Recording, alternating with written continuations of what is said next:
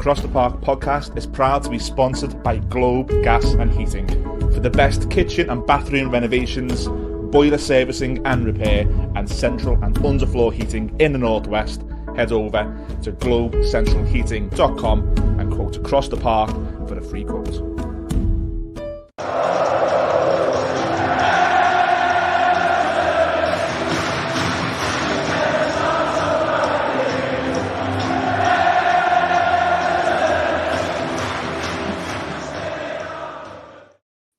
Hello and welcome to Across the Park podcast. It is the big match preview, and by God, is this a big match already on game week 3? Delighted to be joined by Dave from Talking Wolves on a second appearance on the podcast. One more, you'll get a match ball and a soccerette. How does that sound? Yeah, I'm looking forward to that now, Ian. Thanks for having me. Yeah, looking forward to it again. No, thanks for coming on, mate. Do appreciate it. I want to start by talking a little bit about last season. We'll talk a lot more about Wolves than we will Everton in this episode, but feel free to bounce some banter or some questions at me. I'm here for that. Okay. You were one of the teams that probably around 70% into the season last year, you were down there. You were one of the names who people were thinking, but you got yourself out of it and you were able to, I imagine, sit and watch the final game of the season stress-free with a nice beer and watch everyone else rattle around. Was last season a good season for you because of that, or was it still a bit of a bad season because you were just simply down there? Good and bad, I suppose. I think, we went into the World Cup break bottom of the table, and so on paper, although it wasn't quite halfway through the season, on paper we were bottom at Christmas, and obviously the stats don't lie. A lot of the teams that are bottom at Christmas go down. So I think we were quite lucky in the fact that Lopetegui decided to join us when he did. I thought we had a really good January transfer window. And we turned our home form. Our away form still wasn't great. I think our only away win last season was against you boys, believe it or not. Boxing Day, I was there, mate. Proper Everton. Yeah. But our home form was really, really good. We picked up some great wins. We beat Spurs, Liverpool, Chelsea, all at home. Probably should have beaten you guys on the penultimate day, but obviously it was a big result for you boys. Yeah. Lopetegui turned that form around, but there were still some moments where we weren't scoring goals. We haven't scored goals for the last 3 years. It's been frustrating as a Wolves fan to watch us. And, I think we're just grateful that we managed to stay in the Premier League, but the club put us in such a dire situation around Christmas. Yeah, no, I was watching you guys last year, and I think when Lopetegui came in, I noticed the bounce, and I noticed that you got that initial bounce, and then you didn't quite get out of it until later. It seemed from the outside a bit of an indifferent season for Wolves. Then moving on into the summer, I think the big signing you already had on loan in Cunha coming in, and that was probably offset against the Ruben Neves money that came in. Some more business was Traore and Doherty, and then Nathan Collins out. So there's a week left of the transfer window. You, as a Wolves fan, are you okay with the business so far, or do you need more? We probably need more. Not probably, we do need more. It's been a frustrating window because the Cunha and Boubacar Traore, you've already mentioned, we already knew they were coming in January. Yeah. And to be fair to the club, they were pretty clear towards the end of the season. They said, look, our financial position isn't great. We're going to have to be careful. We're going to have to, get some money in. But Wolves have made no secret over the last few years. They want to try and be self-sustainable. They look in, and I probably have it on your podcast. People talk about Brighton, talk about Brentford, in terms of their transfer business, and that's what Wolves want to look at. So, but when Neves went for probably about £10 million more than what we expected, and that was early in the window, Wolves fans are rubbing their hands together, thinking, "Here we go. We might, we've cleared a load of the money. We might have a decent window." Nathan Collins went. Again, this fan base is pretty split on that decision. That was a Lopetegui decision. He wanted to get rid of him, and obviously Lopetegui didn't even start the season with us in the end. So that was another frustrating bit. Lopetegui was aware of the situation. He sort of wasn't sure about staying. He decided at the start of pre-season, I'll stay. And then by the end of the pre-season, he ended up that he didn't want to be at the football club anymore. So transfer-wise, it's not been good. The only new player that we've brought in, we've brought in a third-choice goalkeeper, but Matt Doherty is the only player that's come in as of this season. But there's still spaces. I think a new centre-half, probably a new midfielder. I think there'll still be lots of twists and turns over the last sort of 10 days of the window or so.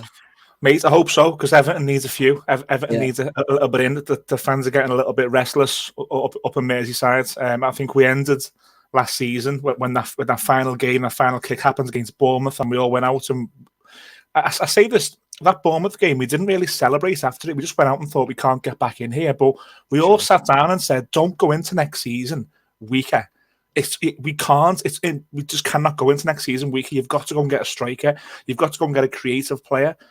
We've gone into the season weaker, so it's a massive week for us. You mentioned Lopetegui there, and I'm interested to know, because again, when you live in a different city and you follow a different team, you don't know the ins and outs of what really goes on. Yeah.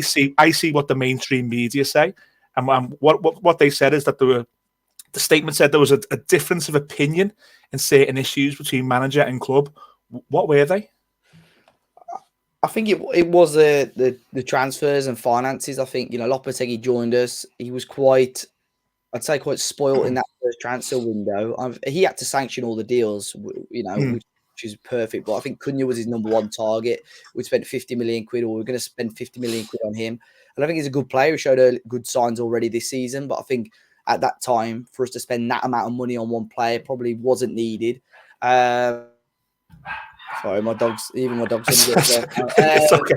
We used to it. Don't worry. We're not the most professional setup. I've got a big, massive lamp on me at the minute. I'm sweating gobs. Don't worry about it. No, but yeah, the Cunha deal. He did a really good job in January, and I think, like I said earlier, I think he was a little bit surprised by the end of the season that Wolves were saying, right, we're going to tighten the purse strings this summer. We've got to sort of deal with what we've got. And I don't think Lopetegui liked it. Lopetegui was desperate to bring some players in. Alex Scott from Bristol City was his number one target. I want him. Bristol City wanted about 25 million quid for him. I've heard several different stories about that Lopetegui kicked off when the club apparently put bids in for him, but not to Bristol City's valuation. Lopetegui kicked off about that. So I think it was more recruitment more than anything. But I was just disappointed with how Lopetegui dealt with it. There's a lot of fans, and I'm sure Everton are the same with your club, a lot of fans really disappointed with the board, with how they've dealt with this situation. They probably shouldn't have got themselves in this financial situation. But I felt Lopetegui knew what he was getting in May. And I don't know, in his head, did he think it was going to change? Did the club not tell him what was going to happen? Did he misunderstand what was going to happen? So I think less than a week before the season starts, that's pretty disappointing for me from my point of view. And then the replacement was Gary ONeal. Now, I spoke to a Bournemouth fan, because, as you know, we do this week by week when we have upcoming games. And we had Bournemouth at the last game of last season. And what he basically said is that they weren't too happy with Gary ONeal, despite the fact that, similar to you, that they got out of it before everybody else did. They got themselves clear in the last few weeks of the season, and they were safe. And I was quite surprised by that. And then you see that Gary ONeal's moved on. He's ended up at Wolves, another Premier League club, and a big club and a big job. How's the reaction been by the fan base to Gary ONeal being the replacement? It's been, again, very, very mixed. I think it got, when his name was first announced, and it was pretty clear from day one, as soon as Lopetegui was going to leave, Gary ONeal was going to be the man. There was no other names linked whatsoever. But the one thing that someone said to me, and I still always bring this up when this conversation comes up, if you ask any Wolves fan, and probably any other Premier League fan, who would they want as their next manager, Gary ONeal would not have been the answer. Yeah, so I always thought that. But then at the same time, I thought, Lopetegui's left us in a little bit of a difficult position. The club aren't in a great position themselves. There's not going to be many top managers or managers of Lopetegui's caliber that are going to be really wanting to get through the door. So he's obviously a young manager, did some good things at Bournemouth, but I have looked at the other stats, the possession, the goals conceded whilst he was at Bournemouth, and it's not great reading. But to be honest, he's saying the right things. The players he seems to be getting a tune out of the players. The game against United last week, I know we lost, but we were fantastic in that game.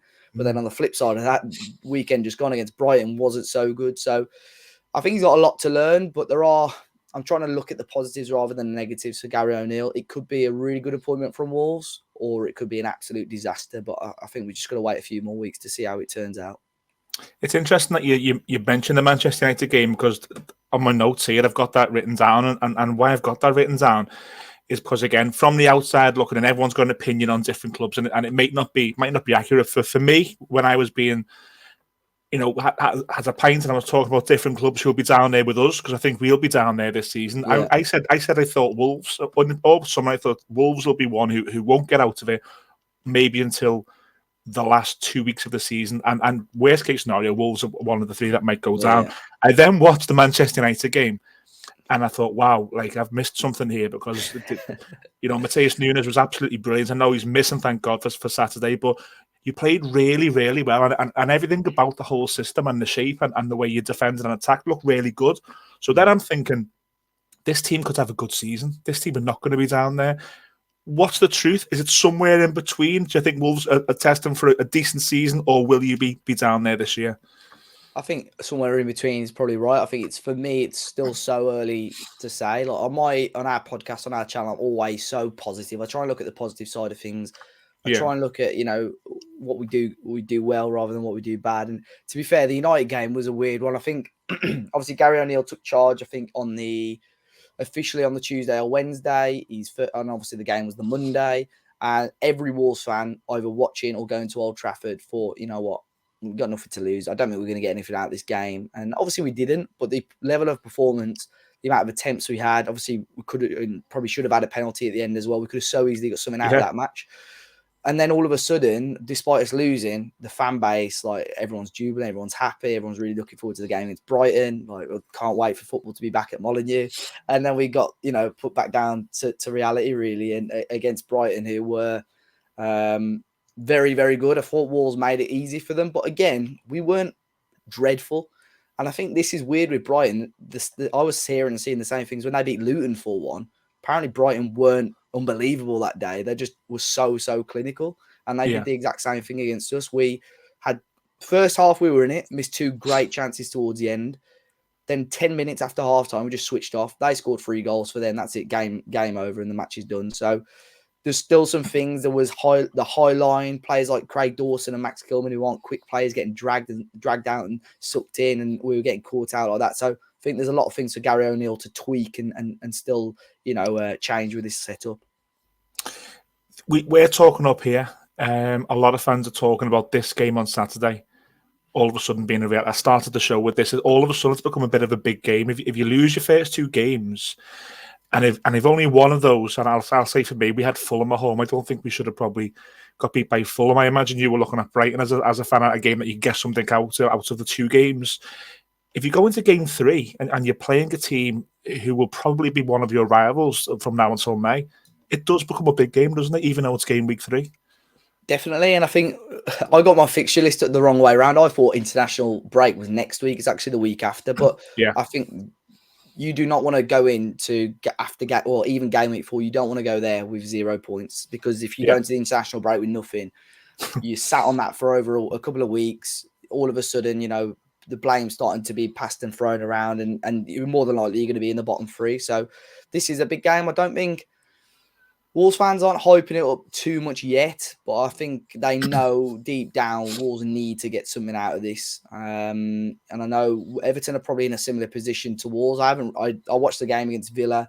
If I'm completely honest, I thought Everton were very, very poor, as you know.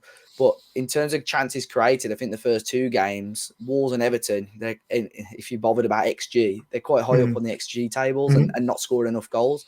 So that will be an interesting one for me. I think Everton probably should have got something on their first game, and Wolves should have got something in their first game. And again, we've got suspensions. You guys have got injuries. So I really, it's going to be a big game for both teams, and I think both teams need to try and get something out of the match. I've given you my opinion from the outside on Wolves. I probably do still think that you're the club who'll be down there. I don't think you're worse than. I don't think you'll be in the bottom 3, but I think you'll be in a fight for between now and the end of the season, unless you do something in the transfer window. If we flip it over and you have a look from the outside at Everton, how do you as a Wolves fan see what's going on at Everton at the moment and where our season may go? Every season, I think Everton, you guys are a massive club, and every season I think next season they'll be much, much better, because the last 2 or 3 years you'd be down there struggling. Even last season, going down to the last day.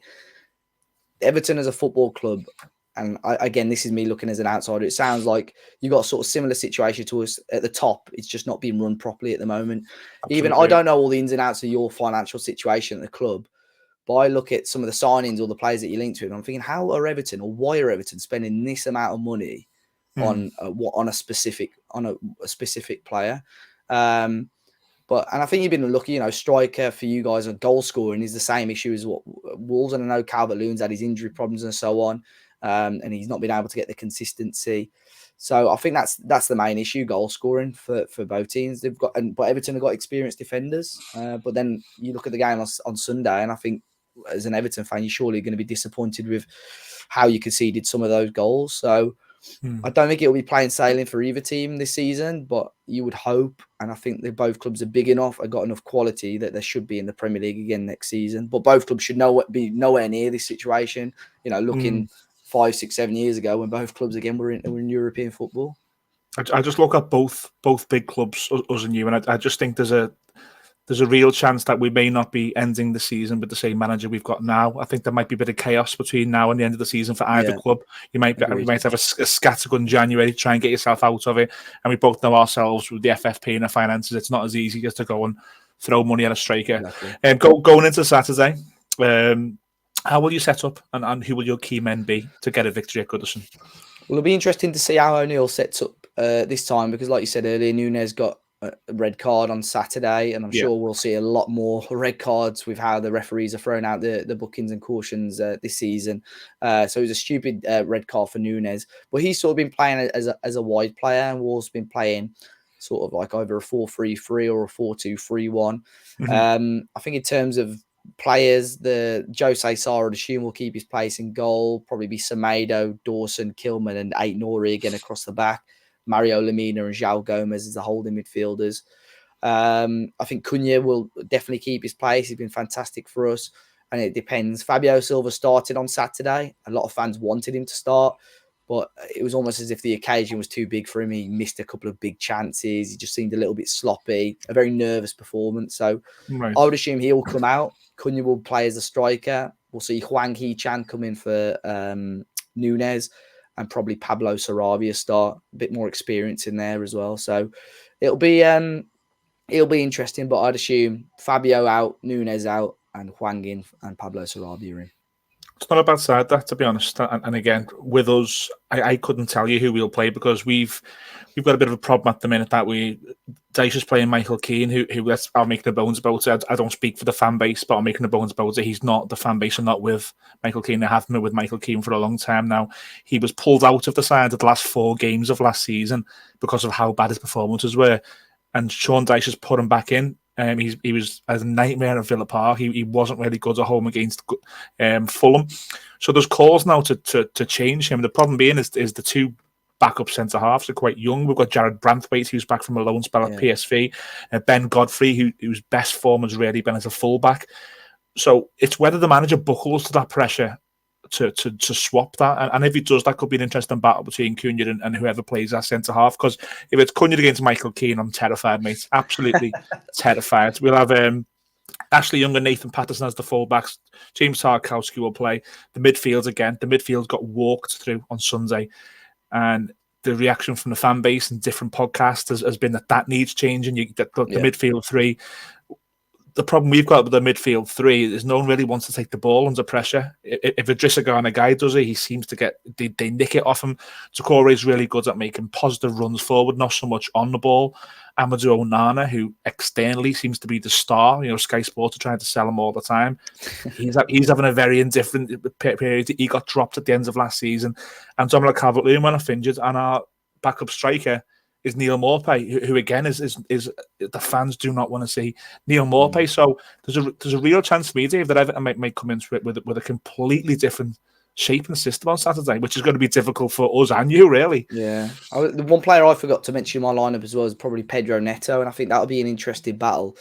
Frustratingly, for some reason, Wolves played him on the right on Saturday, and James Milner was playing right back. So I thought if Neto was running against Milner, it'd be an interesting one. But against Ashley Young, it could be an interesting battle. But I actually saw, on the off chance, really, I think a stat earlier about the partnership of Michael Keane and Tarkowski, and the record with those two at centre back is awful for Everton. So it will be interesting. But I think with the way I mentioned this on our podcast, the way the referees are giving out bookings and the way Cunha is driving at defenders, I think defenders are happening against United. I think Luke Shaw and Martinez are both on bookings, and Cunha just ran at them, and they know they can't even commit because they'll just get a red card. Of course, and that's why it'll be interesting battle with that one, because I think a couple of early sloppy bookings, it could make for a really interesting game.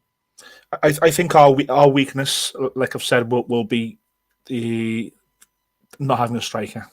I just think Dominic Calvert-Lewin can't play. So you've either got to play Arnaud Danjuma, who's a winger by trade, or you bring Neil Maupay in. Now, neither are going to be banging a brace or a hat-trick in. So Everton got to win the game 1-0 for me. Yeah. For Everton to win the game, what weaknesses have you got? What do Everton need to exploit? I think it's probably on the break, really. I think that at times Wolves' shape has been all over the place. You know, if we counter, Gary O'Neill's tried to sort of instill this quite high line, aggressive style, quite a high press, which we didn't really see a lot of last season. So if Everton can beat the press, they've certainly got an opportunity. That's what Brighton did, the way they moved the ball really quickly. And that's how they created opportunities. You would hope from a Wolves perspective that the whole Dawson and Kilman both getting dragged out and sucked into no man's land, really. I'd hope that gets sorted. But I think if we could beat the Wolves press and counter us, you got a serious opportunity, and just getting in those runs in behind. So if it's someone like Neil Maupay, I'm not too sure. I know he's not the quickest of players, but Danjuma has obviously got a little bit of pace about him, so it could cause some problems. What's your match prediction? Put your money where your mouth is, Dave. How's it going to go on Saturday? I think it will be a very close game. Again, like you said, it could be. I think if a team comes out with 3 points, it's only going to be a goal either way. But obviously, unfortunately, I've got to back my boys, so I'll go with Everton 0, Wolves 1.